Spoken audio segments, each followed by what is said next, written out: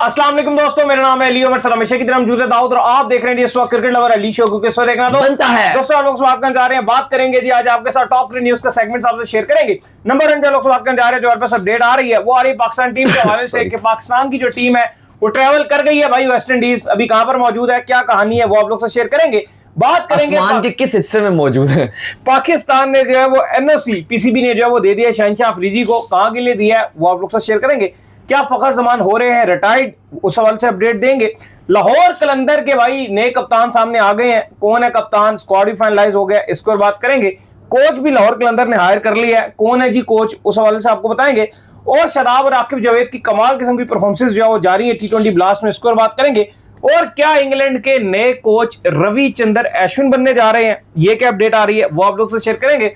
और बांग्लादेश ने जो वर्ल्ड कप स्किप किया था, इसके ऊपर आईसीसी का मौकफ भी आ चुका है, क्या उनके ऊपर लगेगी पाबंदी या क्या मसला बनेगा वो भी आपको बताएंगे। तो अगर आप हमारे चैनल पर नए पहली बार आए, चैनल को सब्सक्राइब करें और साथ के बेल आइकन को बजाना ना भूलिएगा। बात का आगाज करते हैं नंबर 1 खबर के साथ जो हमारे पास आ रही है। तो सिर्फ जो नंबर 1 खबर आ रही है वो ये आ रही है कि पाकिस्तान की जो टीम है वो दाऊद साहब अब ट्रैवल कर चुकी है वाया दोहा। पाकिस्तान टीम निकली है, दोहा में उनका लेवर है और फिर दोहा से वो निकलेंगे लंदन के लिए और फिर लंदन से वो जाएंगे डायरेक्ट वेस्ट इंडीज।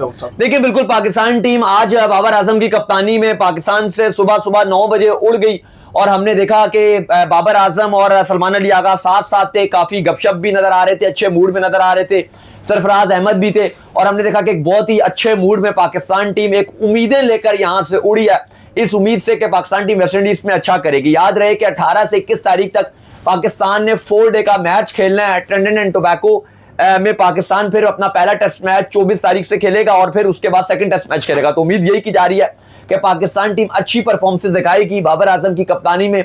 लेकिन फिलहाल पाकिस्तान टीम का एक लंबी फ्लाइट होगी, इसलिए जब पाकिस्तान टीम पहुंच जाएगी कैरेबियन तो पाकिस्तान टीम मुकम्मल एक दिन पाकिस्तान टीम को कहा गया है कि आप आराम करेंगे और उसके नेक्स्ट डे फिर पाकिस्तान अपनी ट्रेनिंग और प्रैक्टिस का आगाज करेगा। तो पूरा एक दिन पाकिस्तान टीम होटल में गुजारेगी, क्योंकि जो फ्लाइट्स और ये सारा जो आप कह लो कि प्रोसेस है ये तकरीबन 30 घंटे का लगेगा, इससे भी ज्यादा लग सकते हैं, लेकिन मिनिमम 30 घंटे का ये ट्रैवलिंग प्रोसेस खाली रहेगा। तो इसलिए पाकिस्तान टीम पूरा एक दिन आराम करेगी। फिर खैर इसके बाद जो हमारे पास अपडेट आ रही है वो आ रही है पीसीबी के हवाले से। तो पीसीबी ने जो शहनशाह अफरीदी हैं उनको लंका प्रीमियर लीग का जो एनओसी है वो दाऊद साहब जारी कर दिया है। कैंडी रॉयल्स की तरफ से अब आपको खेलते हुए दिखेंगे भाई। देखिए बिल्कुल, शहनशाह अफरीदी को पाकिस्तान क्रिकेट बोर्ड ने एनओसी जारी कर दी और शहनशाह अफरीदी कल फ्लाइट जो है वो ले लेंगे। कोलंबो की कल शहनशाह अफरीदी की फ्लाइट होगी। याद रहे कि लंका प्रीमियर लीग 17 जुलाई से खेली जाएगी और शहनशाह अफरीदी को कैंडी रॉयल्स ने साइन किया था और अब वो डायरेक्ट पीसीबी ने एनओसी जब उनको दिया तो कल रवाना हो रहे हैं। सवाल काफी लोग ये भी पूछ रहे हैं कि भाई आपको तो रेस्ट करना था, आपको तो अपनी फिटनेस पे काम करना था, लेकिन ऐसा लगा है कि ये सिर्फ चूरन ही बेचा गया पाकिस्तान क्रिकेट बोर्ड की तरफ से भी, और जो सेंट्रल कॉन्ट्रैक्ट भी बनाए गए हैं इनका कोई मकसद नहीं है ये जो AB कैटेगरी, BC कैटेगरी और फिर T20 वाली कैटेगरी। इसका बस मतलब यही है कि एक जो T20 खेलेगा और जो ODI T20 खेलेगा वो खुली लीग्स को प्रेफरेंस देगा। तो आई डोंट थिंक सो कि इससे पाकिस्तान क्रिकेट पे क्या फायदा होगा। या शहनशाह अफरीदी हमेशा ये शिकायत करते हैं जी कि वर्कलोड बड़ा ज्यादा होता, तो भी आप अपनी फिटनेस पे काम कर सकते थे, अभी आप लीग में जाओगे वहां पे भी आप लगातार खेलोगे तो उस पर आप क्या अपना काम करोगे और फिर आगे आप अपने ऊपर क्या काम कर रहे हो। बात तो वही है कि खाली लीग्स खेलोगे और फोकस T20 लीग्स पे होगा। रेड बॉल में आपकी परफॉर्मेंस थी नहीं, इसलिए आपको निकाल दिया और अब आप अपना सारा फोकस जो है वो लीग्स पे खेलते हुए नजर आओगे। खैर इसके बाद जो अपडेट आ रही है वो आ रही है फखर जमान के हवाले से और खबर ये सामने आ रही है कि फखर जमान की रिटायरमेंट्स को लेकर बड़ी खबरें दाऊद साहब चल रही हैं, क्या कहानी है ये। देखिए फखर जमान के हवाले से बहुत ज्यादा आपको पता है कुछ डेज से चल रहा था और काफी अब जरे ये कोड भी करना शुरू हो गया कि जो फखर जमान है वो T20 क्रिकेट से रिटायरमेंट का ऐलान कर सकते हैं कभी भी, और शायद उन्होंने इन्फॉर्म भी कर दिया है पाकिस्तान क्रिकेट बोर्ड के कुछ ऑफिशियल्स को। अच्छा रियलिटी क्या है, अगर आप देखो तो फखर जमान ये ऑलरेडी फैसला कर चुके हैं कि वो 2027 का वर्ल्ड कप उनकी क्रिकेट का आखिरी वर्ल्ड कप होगा और वो रिटायर्ड हो जाएंगे। अब चूंकि अगर वो 2027 का वर्ल्ड कप खेल रहे हैं और उसके बाद वो आगे नहीं खेलेंगे, यानी कि जो 2028 का वर्ल्ड कप है जो कि आपका ऑस्ट्रेलिया और न्यूजीलैंड ने होस्ट करना है, और फिर 2030 का जो T20 वर्ल्ड कप है वो यूके में है, इंग्लैंड, आयरलैंड और स्कॉटलैंड ने होस्ट करना है। लेकिन अगर वो 2028 वाला वर्ल्ड कप जो कि ऑस्ट्रेलिया और न्यूजीलैंड में, अगर वो वहां तक नहीं जा रहे तो फिर उनका T20 में रहने का जवाब नहीं बनता। इसलिए भी ये आ रहा है कि वो नहीं जा रहे हैं वहां तक। हाँ, अब काफी लोगों ने सवाल उठाया था और हम समेत ये सवाल उठा रहे थे कि फखर जमान एशियन गेम्स में भी स्क्वाड में होना चाहिए था। अगर आपने ठीक है यंग टीम रखी है, लेकिन अगर आपने साइम को रखा है उससे बेहतर फखर जमान भी था, उसको आपको रखना चाहिए था। तो अब कड़ियां मिल रही हैं कि इसलिए उनको एशियन गेम्स में भी नहीं रखा कि चूंकि वो अब 2028 के वर्ल्ड कप में अगर नहीं जाना चाहते तो फिर सोच यही रखी गई कि फिर इनको आगे भी ना रखा जाए। और वो 27 का वर्ल्ड कप जो कि साउथ अफ्रीका में है, और साउथ अफ्रीका उनको सूट भी बड़ा करता है, उन्होंने बड़ी जबरदस्त 193 रन की इनिंग खेली थी जहां पे बड़ा कंट्रोवर्शियल रन आउट हो गया तरीके से डिकॉक ने किया था, और वो एक कंट्रोवर्शियल सीन था। लेकिन अली साहब ये अब क्लियर हो रहा है कि फखर जमान तमाम तर्ज की क्रिकेट को वो 2027 में रिटायर्ड हो जाएंगे। टेस्ट वो खेलते नहीं है, T20 लग रहा है कि, और वो ऑलरेडी पता चल रहा था कि 26 का उनका आखिरी वर्ल्ड कप है। अच्छा, दो ऐसे खिलाड़ी हैं, अगर आप इस टाइम देखो ना तो दो ऐसे खिलाड़ी हैं पाकिस्तान के जो पिछले वर्ल्ड कप में थे और उनका T20 कैरियर बिल्कुल मुकम्मल ओवर हो चुका है 100%। एक है फखर जमान और दूसरे हैं सलमान अली आगा। ये दो ऐसे हैं जिनकी कुछ जरिए ये बताते हैं कि इन्होंने पाकिस्तान क्रिकेट बोर्ड को भी कम्युनिकेट कर दिया कि हम आगे नहीं रहेंगे। हाँ, कुछ खिलाड़ी हैं जिनको आप हाइपोथेटिकल बात कर सकते हो कि क्या उनका कैरियर ओवर हो गया या वो दोबारा वापसी कर सकते हैं। उनमें बाबर आजम है कि क्या बाबर आजम दोबारा वापसी करेंगे, लेकिन करंटली बाबर आजम T20 से दूर रहेंगे क्योंकि उनको जो T20 की टेस्ट की कप्तानी दे दी और फोकस अब उनका ओडीआई पे है, प्लस कैटेगरी भी जो ए भी उनको मिली है वो इसलिए मिली है कि वो टेस्ट और ओडीआई खेलेंगे। तो T20 में बाबर आजम भी आपको नजर नहीं आएंगे, लेकिन ऑफिशियली कुछ नहीं होगा। लेकिन ये जो दो खिलाड़ी बता रहे हैं, फखर जमान जी ऑफिशियली T20 से रिटायर्ड हो जाएंगे, और सलमान अली आगा अगर ऑफिशियली नहीं भी रिटायर्ड होते तो वो कम्युनिकेट कर चुके हैं कि वो T20 में दोबारा नजर नहीं आएंगे, और अब पीसीबी उनकी जगह नया कप्तान भी लगाएगा। अब देखना यह है कि क्या फरहान जो एशियन गेम्स में जा रहे हैं अच्छा करते हैं तो फिर वही होंगे या फिर कोई और बनेगा। लेकिन फखर का आपको 2027 में वर्ल्ड कप आखिरी नजर आएगा, और अब फखर जमान आपको सिर्फ ओडीआई पे ही नजर आएंगे। अच्छा, इसके बाद जो अपडेट आ रही है वो ये आ रही है कि लाहौर कलंदर का दाऊद साहब GSL के लिए जो कप्तान है वो सामने आ चुका है। ब्रेसवेल को उन्होंने जो कप्तान अनाउंस कर दिया है। अच्छा, कुछ पेजेस थे उन्होंने जो फेक तरीके से जो है वो मिरान मुमताज को जो है कप्तान बना दिया था लाहौर कलंदर का। तो आज मेरी मुलाकात भी हुई मिरान मुमताज से, मैंने कहा जी आपको तो उन्होंने हवाओं में कप्तान बनाया हुआ है, तो वो मुझे कहते हैं नहीं ये किसी ने झूठी जो है पोस्टें चलाई हुई हैं, तो लिहाजा जो ब्रेसवेल है अब वो कप्तान है जींस के। देखिए, बिल्कुल मिरान मुमताज स्क्वाड का साथ रहेंगे और GSL खेलने के लिए जा रहे हैं। लेकिन बड़ी खबर है कि लाहौर कलंदर ने अपना मुकम्मल जो अपना स्क्वाड है 15 रुकनी स्क्वाड वो अनाउंस कर दिया है, जो कि अब GSL ग्लोबल T20 लीग में खेलने जाएगा, जहां पे बहुत बड़ी बड़ी टीम्स हैं, आपकी गयाना भी है, पर्थ भी है, और भी बड़ी हैवी टीम्स हैं। तो अगर आपको स्क्वाड पढ़ के जल्दी से बता देते हैं, माइकल ब्रेसवेल को लाहौर कलंदर ने कप्तानी सौंप दिया। मोहम्मद नईम और अब्दुल्ला शफीक इस टीम के साथ होंगे, जो कि प्रोबेबली ओपनर भी हो सकते हैं। इसके बाद शामिल हुसैन भी, इनको भी वैसे चांस है ओपनिंग, अब्दुल्ला शफीक पर नंबर 3 पे भी खेल सकते हैं। दोबारा सुन लीजिए, मोहम्मद नईम, अब्दुल्ला शफीक, शामिल हुसैन, परवेज हुसैन इमोन जो कि बड़ा जबरदस्त खेल रहे थे लाहौर कलंदर की तरफ से PSL में, बिल्कुल, उसामा मीर, माइकल ब्रेसवेल कप्तान, शियान जहांगीर, फरहान यूसुफ, शहाब खान। अच्छा, ये बड़ा अच्छा लड़का है साहब, ये शहाब खान बड़ा अच्छा लड़का है और इसको पाकिस्तान चांस ही नहीं दे रहा। इतने टाइम से इसको T20 में इसको आपको देना चाहिए, चांस देना चाहिए। इसने आपको याद होगा कि वो हांगकांग सुपर सिक्सेस में बड़े अच्छे ओवर डाले थे। इवन आप शहाब की बात कर रहे हैं, आप वो जो उमर गुल का भांजे हैं उनको आप चांस नहीं देते, वो इतना अच्छा परफॉर्म करते आ रहे हैं, उनके साथ आप जाती करते हो, वो बैटिंग इतनी अच्छी करके देते हैं हमें। अब्बास आफरीदी की मैं बात कर रहा हूं। अच्छा, अली शबीर, इमरान रंधावा, इसके अलावा डिलानो, जबकि मोहम्मद बासिद भी इस टीम में रहेंगे जो कि बड़े जबरदस्त किस्म के बॉलर हैं। तो ये लाहौर कलंदर ने अपना GSL का स्क्वाड अनाउंस किया जो कि ग्लोबल T20 लीग में पार्टिसिपेट करेगा।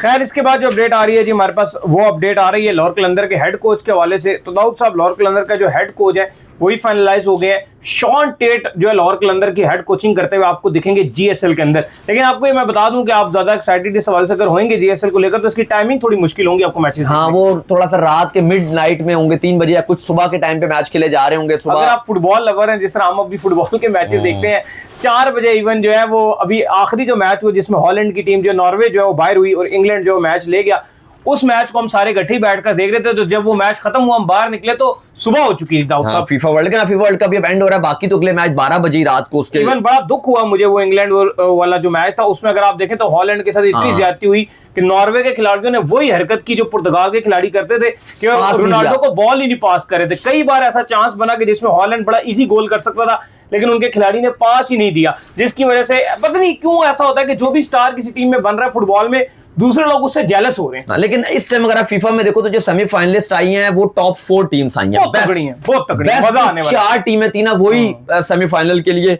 क्वालिफाई किया। बाय द वे लाहौर कलंदर के जो हेड कोच की अपडेट दे दें, कुछ जरा ये बता रहे थे कि टिम पेन के साथ लाहौर कलंदर राब्ते में लगातार था, जो मुल्तान सुल्तान के भी कोच थे, और अब वो मुल्तान सुल्तान से अलहदा हो गए हैं टिम पेन, तो उनके साथ राब्ता चल रहा था। लेकिन फाइनली शॉन टेट जो कि पाकिस्तान की बॉलिंग कोच के फराइज अंजाम दे चुके हैं पास्ट में, अब वो GSL में लाहौर कलंदर के हेड कोच का फराइज अंजाम देंगे, शॉन टेट।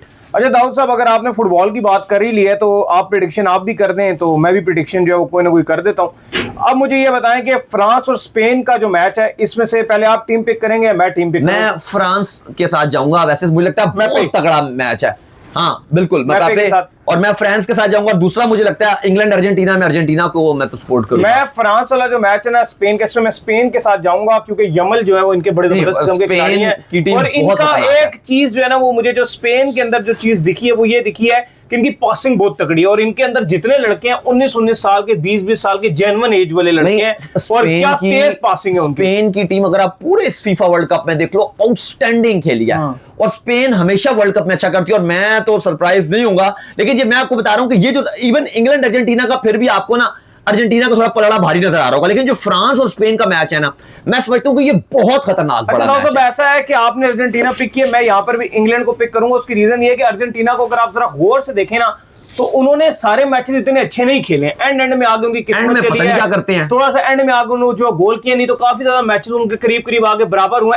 स्विट्जरलैंड वाला मैच जो था वो बराबर था 1-1 से। देखिए स्विट्जरलैंड से नहीं जीत पा रहे थे, जो एक्स्ट्रा मिनट्स मिले वहां भी, और एंड में आके वो गोल मारा, और फिर जब एक्स्ट्रा मिनट भी खत्म हो गया, और फिर भी एक्स्ट्रा 4 मिनट मिले बिल्कुल एंडिंग के, जो सेकंड हाफ के भी 4 मिनट मिले, उनमें उन्होंने आखिरी 1 मिनट पहले मुझे लगता है कि इंग्लैंड की तरफ से ना बिलिंगम और जो उनके केन है ये कुछ खास करेंगे, और ये मैच जो है ना वो इंग्लैंड केन इंग्लैंड तो बहुत डिपेंड करेगा केन के ऊपर। नहीं, बिलिंगम भी बड़े शानदार खिलाड़ी, उन्होंने भी 2 गोल पिछले मैच में किए हैं, तो इंग्लैंड जो है वो यहाँ पर पहुंचा है। खैर जी, इसके बाद जो हमारे पास अपडेट आ रही है जी, वो आ रही है हमारे पास अपडेट शादाब और आकिब जावेद के हवाले से। दोनों इस वक्त जो है इंग्लैंड में मौजूद है और T20 ब्लास्ट का भी हिस्सा है। दोनों की परफॉर्मेंस बड़ी शानदार चल रही है दाऊद साहब। देखिए बिल्कुल, शादाब खान ने भी बड़ा जबरदस्त परफॉर्म किया है। वहीं पे अगर आप बात करें तो आकिब जावेद ने भी बड़ा जबरदस्त परफॉर्म किया है। शादाब ने भी अपनी टीम को जीत में अहम किरदार अदा किया, जो लैंकाशायर थी, जबकि जो डर्बीशायर थी उसकी भी जीत में अहम किरदार अदा किया आकिब जावेद ने। अगर बात की जाए तो पाकिस्तान के सारे प्लेयर्स जितने भी आपको इस टाइम T20 ब्लास्ट में खेल रहे हैं, जल्दी जल्दी सबकी परफॉर्मेंस बता देते हैं। सबसे पहले बात करेंगे आकिब जावेद की, जिन्होंने बड़ी जबरदस्त बॉलिंग की। 4 ओवर्स में 23 रन देके 4 खिलाड़ी आउट की और बेहतरीन परफॉर्मेंस दिखाई। एक बहुत ही फ्लैट विकेट थी जहां पे सुफियान मुकीम को भी ठीक ठाक मार पड़ी। 4 ओवर में 43 रन देके एक खिलाड़ी उन्होंने आउट किया, सबको मार पड़ रही थी। वहां पे आकिब जावेद का 4 ओवर में 23 रन देके 4 खिलाड़ी आउट करना बहुत ही बेहतरीन बॉलिंग थी। और मैं समझता हूं कि आकिब जावेद को भी पाकिस्तान को अपने स्क्वाड में रखना चाहिए था दौरे वेस्ट इंडीज के लिए, और इंग्लैंड के लिए आपको आकिब जावेद को भी अपनी टीम में जगह देनी चाहिए थी। इंग्लैंड के अंदर रेड बॉल अगर आप इनको दो तो ये बहुत अच्छा कर सकते हैं इंग्लैंड की कंडीशन में, और वेस्ट इंडीज में भी, क्योंकि ड्यूक्स का बॉल यूज होता है। और आकिब जावेद को अगर आप वैसे देखो तो ये ड्यूक्स का बॉल बहुत अच्छा स्विंग भी करते हैं, प्लस इनकी लाइन बड़ी अच्छी है, पेस इनके पास है 140 प्लस की स्पीड में अगर स्विंग करेंगे। इवन मोहम्मद अली से अगर मैं ऊपर आप मुझे बोलो, मैं आकिब जावेद को रखूंगा, क्योंकि पेस अच्छा है, यंग है। मोहम्मद अली थोड़ा सा पेस उनके ऊपर यह कि इतना नहीं है, ठीक है, वो रेड बॉल का उनको एक्सपीरियंस जरूर है, डोमेस्टिक बहुत खेले हैं, लेकिन इंग्लैंड की अगर आप बात करते हो तो आकिब जावेद ज्यादा बेहतर होगा मोहम्मद अली के ऊपर। खैर, शादाब खान ने भी T20 ब्लास्ट पे बड़ा जबरदस्त कर रहे हैं, स्पेशली लगातार अगर आप उनकी परफॉर्मेंसेस देखो तो विकेट टेकर बॉलर बने हुए हैं लैंकाशायर की तरफ से, और उन्होंने 4 ओवर्स में 28 रन देके 3 खिलाड़ी आउट किए। मैं ये चाहता था कि आपने अभी जो नए पेसर्स पिक किए इसमें आप आकिब जावेद को भी पिक करते हैं। अली रजा आखिरी दफा भी यकीन कीजिए आखिरी दफा भी जब आकिब जावेद पिक हुए, मोहम्मद अली पिक हुए, हमने आकिब जावेद को जब पाकिस्तान इंडिया से प्रेस कॉन्फ्रेंस, बिल्कुल पाकिस्तान इंडिया से हार कर आया था, और पाकिस्तान बांग्लादेश की प्री मैच प्रेस कॉन्फ्रेंस, यानी कि कल मैच होना था और आज प्रेस कॉन्फ्रेंस थी, उसमें जब आकिब जावेद वहां से निकले, मैं भागता हुआ उनके साथ गया, ये मेरे साथ थे, भागता हुआ मैं लिफ्ट के पास गया और मैंने उनको पकड़ा वहीं पर, और मैंने उनको कहा कि मुझे ये बताएं कि आप आकिब जावेद, मोहम्मद अली, इन सबको आप चांसेस देंगे?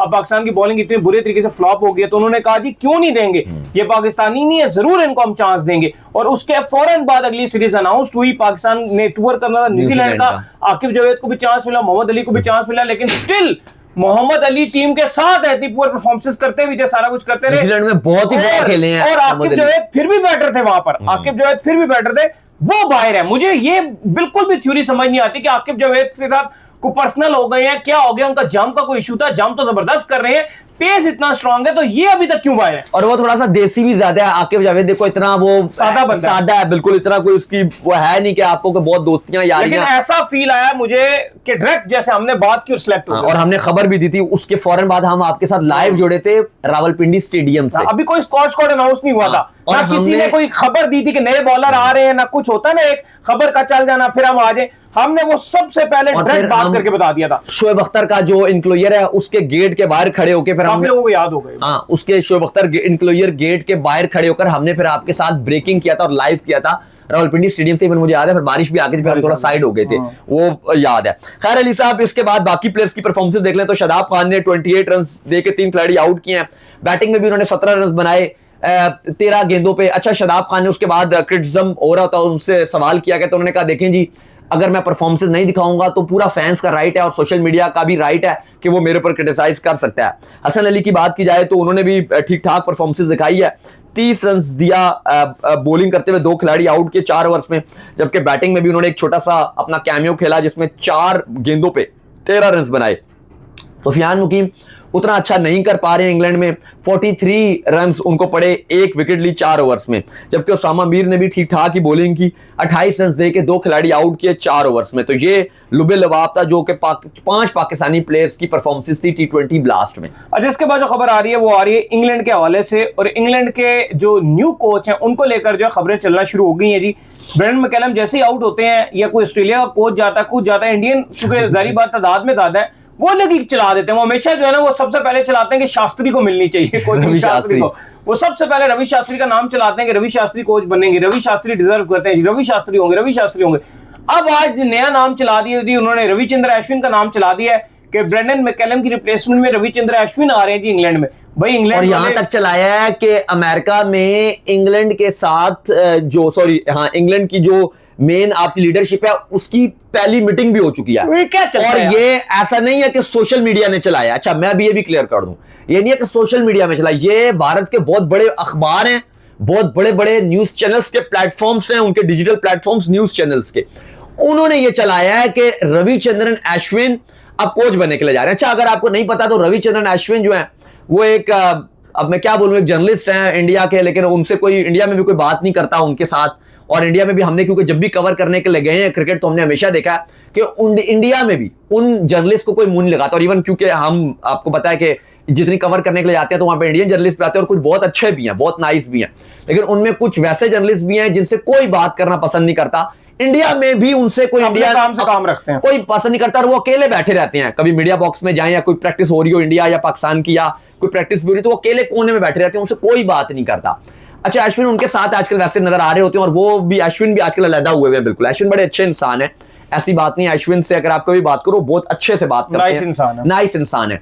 लेकिन अब बात यह है कि रविचंद्रन अश्विन जो है वो आजकल वो भी अलहदा हुए हुए हैं, और वो भी हमने देखा कि अपने यूट्यूब चैनल पर फुल फोकस किए हुए होते हैं। तो ऐसा नहीं है, इंग्लैंड का अगर आप देखो तो वो कोशिश ये करते हैं कि जो बहुत फिट बंदा हो वो रेड बॉल में उसको कोच बनाते हैं, जैसे मैकलम को बनाया था। मैकेनिज्म उनके अलग है। मैकलम जिस तरह फिट थे, मैकलम तो खिलाड़ियों के साथ खिलाड़ी नजर आते थे, बल्कि खिलाड़ियों से ज्यादा फिट नजर आएंगे। फिटनेस लेवल बहुत हाई है यार। जिस आखिरी मैच में ये रिटायर्ड हुए हैं, टेस्ट भी रिटायरमेंट दिया इन्होंने, या ओडीआई वर्ल्ड कप का जो आखिरी मैच था 2015 का, जिस अंदाज में खेल रहे थे भाई, अलग ही आते साथ ही तड़ तड़ करके मारते हैं। आज भी वो 2015 में वो बॉल बार बार, मतलब कभी अगर मैकलम मेरे सामने है ना, मुझे फेस याद आता है कि मिचेल स्टार्क ने बॉल पकड़ी है, चीते की स्पीड से वो भागे हैं और वो इन स्विंग यॉर्कर आया और जिसने मैकलम को बोल्ड किया है, वो विकेट था, कमाल था वो। नहीं, लेकिन आप देखो ना, वो बॉलिंग फ्रेंडली कंडीशंस थी, लेकिन वहां पे भी वो उन दिनों ये कहानी ये थी कि मैकलम जो है ना वो बहुत ज्यादा अग्रेसिव खेलते थे, और उनसे पहली बॉल से आके हिट करते थे। वर्ल्ड कप से पहले भी उनके फाइनल से सवाल हुआ कि आप क्या करेंगे कल फाइनल में, उन्होंने कहा जैसे खेल रहा हूं वैसे ही खेलूंगा, एक कदम पीछे नहीं हटूंगा। तो बहरहाल जो खबरें आ रही हैं जो इंग्लैंड से, कि जो ये बिल्कुल ही आप कह लो कि फेक खबरें हैं कि रवि शास्त्री का पहले नाम चलाया जा रहा था, और फिर अब जो है रवि शास्त्री का तो फिटनेस भी क्या, वो तो इवन हेड कोच बने होते थे, इंडिया टेस्ट मैच खेल रहा था, रवि शास्त्री सोए हुए होते थे। ये ड्रेसिंग रूम की तस्वीरें वायरल हुई हुई हैं सोशल मीडिया में, और ये जब कैमरामैन जब भी लेके जाता था तो वो या तो सोए होते थे, सेकंड काम रवि शास्त्री साहब खा रहे होते थे खाना। मतलब कमेंट्री ठीक है, कमेंट्री बॉक्स में हमने उनको देखा, अगर आईसीसी इवेंट्स में वो होते हैं, रवि शास्त्री कमेंट्री कर रहे होते हैं, सलाम दुआ भी उनसे हुई है, हाय हेलो भी हुई है। रवि शास्त्री अच्छे बंदे हैं, बड़े तगड़े बंदे हैं, हर टाइम अपने आप को बड़ा मेंटेन करते हैं, बड़ा हाथ भी मिलाएंगे तो बड़ा एनर्जेटिक किस्म का वो मिलाते हैं, बात वो नहीं है। लेकिन कमेंट्री तक अच्छे हैं, कमेंट्री तक अच्छे हैं और इंग्लैंड बड़े की वो जो फिटनेस रिक्वायरमेंट है उसको पूरा नहीं कर कोच में वो नहीं बैठते। और अब जो खबरें आ रही है कि जो इंग्लैंड में एक नया कोच जिसका नाम आ रहा है वो एंडी फ्लावर का नाम आ रहा है कि ईसीबी में जो इंटरेस्ट शो किया जा रहा है। इवन नासिर हुसैन का आज स्टेटमेंट चल रहा था, इवन वो बल्कि स्काई से बात कर रहे थे, उन्होंने कहा कि इस टाइम आंखें बंद करके अगर जो बेस्ट चॉइस है इंग्लैंड के लिए वो एंडी फ्लावर है। अच्छा, एंडी फ्लावर का मसला क्या है? एंडी फ्लावर की कुछ शराइत हैं। अब चूंकि वो आईपीएल के साथ भी काम करते हैं, आरसीबी की भी, तो कुछ खबरें ये आ रही हैं कि इंग्लैंड भी उस टाइम रेड बॉल अपनी कोचिंग नहीं कर रहा होता, तो जो एंडी फ्लावर हैं उनको ये हो सकता है कि आईपीएल के लिए रिलीज किया जाए कि आप आईपीएल की आप खेल सकते हो, आईपीएल में सॉरी कोचिंग कर सकते हो और आईपीएल के फौरन बाद आप इंग्लैंड के साथ आ जाओ। तो और खबरें ये भी हैं कि वो इस पे मान जाएंगे। तो एक ये खाली उनके लिए हर्डल आ रही है जो ईसीबी और एंडी फ्लावर के दरमियान अभी मुआहदा आप कह लो कि अभी पूरा साइन नहीं हुआ और वो आईपीएल, और अगर ईसीबी आईपीएल उनको अलाउ कर देती है तो फिर ये होगा कि एंडी फ्लावर आईपीएल के लिए तो जाएंगे। वैसे भी उस टाइम को टेस्ट सीरीज नहीं हो रही होती, इंग्लैंड के भी बड़े बड़े नाम आईपीएल में खेल रहे होते हैं। और अगर ये मामला तय पा जाते हैं तो जो पाकिस्तान और इंग्लैंड की जो टेस्ट सीरीज है अली साहब, उसमें एंडी फ्लावर इंग्लैंड के हेड कोच होंगे। अच्छा, इसके बाद जो अपडेट आ रही है जी वो आ रही है आईसीसी के हवाले से। तो आपको पता था कि बांग्लादेश जो है उन्होंने इस बार वर्ल्ड कप जो है वो छोड़ दिया था, जिसके बाद हमने आपको फौरन ही कुछ टाइम पहले बता दिया था कि पाकिस्तान क्रिकेट बोर्ड ने उनकी इतनी हेल्प कर दी है कि आईसीसी अब उनको किसी किस्म का कोई फाइन नहीं लगाएगा, ना उनको किसी किस्म का जुर्माना करेगा, ना उनके ऊपर कोई पाबंदी लगेगी। अब ये खबर आ चुकी है कि भाई बांग्लादेश के ऊपर आईसीसी किसी किस्म का कोई एक्शन नहीं लेने जा रहा। इसका मतलब ये है कि बांग्लादेश को किसी किस्म का फाइन या किसी किस्म की पाबंदी का सामना नहीं करना पड़ेगा। देखिए बिल्कुल, और ये होना ही था क्योंकि पाकिस्तान क्रिकेट बोर्ड ने जब इंडिया पाकिस्तान के मैच पे एग्रीमेंट आपको लो इजहार किया था तो उसकी एक शर्त ये भी थी कि बांग्लादेश के ऊपर कोई फ्यूचर में भी जुर्माना या कोई ऐसा कुछ नहीं होगा। लेकिन अभी ये जो आईसीसी की एजीएम मीटिंग हो रही है इसमें अब कहा जा रहा था कि क्या ये भारतीय मीडिया ने मुद्दा उठाया था कि बांग्लादेश के ऊपर इस पर बात भी की जाएगी और ये भी मुद्दा होगा क्योंकि इसमें सारे जो पूरे पिछले साल में जो मुद्दे हुए हैं वो भी उठाए जाएंगे। जैसे कनाडा की जो टीम है उस पर 2026 के वर्ल्ड कप में सस्पेंशन लगी थी, मैच फिक्सिंग वाला मामला हुआ था, तो उनके ऊपर पाबंदी बरकरार रहेगी। तो इस पर कंफर्म किया जा रहा है कि इस मीटिंग में बांग्लादेश ने जो वर्ल्ड कप छोड़ दिया था सिक्योरिटी कंसर्न्स के ऊपर, उनके ऊपर कोई एक्शन नहीं लिया जाएगा, ये आईसीसी ने कंफर्म कर दिया। कल हमने आपको बता दिया था, क्रिक बाज ने यह भी रिपोर्ट किया था कि ओडीआई फॉर्मेट के साथ भी छेड़छाड़ नहीं की जाएगी, उसको 40 ओवर का नहीं किया जाएगा, वो 50 ओवर ही रहा जाएगा। तो ये अच्छी खबर है। तो चलिए, उम्मीद करते हैं आज हमारे शो आपको आगे पसंद आया। आप वीडियो को लाइक कीजिए, हमारे चैनल को सब्सक्राइब कीजिए, साथ लगे बेल आइकन को बजाइए। एक और काम कर लीजिए और वो ये कर लीजिए, आप इंस्टाग्राम पर जाइए, फॉलो कीजिए। बिल्कुल, इंस्टाग्राम पे मुझे फॉलो कर लीजिए, वहां पे मैं मौजूद हूं, दाऊद क्रिकेट के नेम से। अगर आपको सवाल हो तो भेजिएगा और इनको भी फॉलो कीजिए। मुझे भी फॉलो कीजिए, मैं Abdul cricket lover Ali official के नाम से, लिंक डिस्क्रिप्शन में मौजूद है, जाइए फॉलो कीजिए। आपसे मिलते हैं नेक्स्ट वीडियो, तब तक अल्लाह हाफिज, बाय बाय, ख्याल रखिएगा।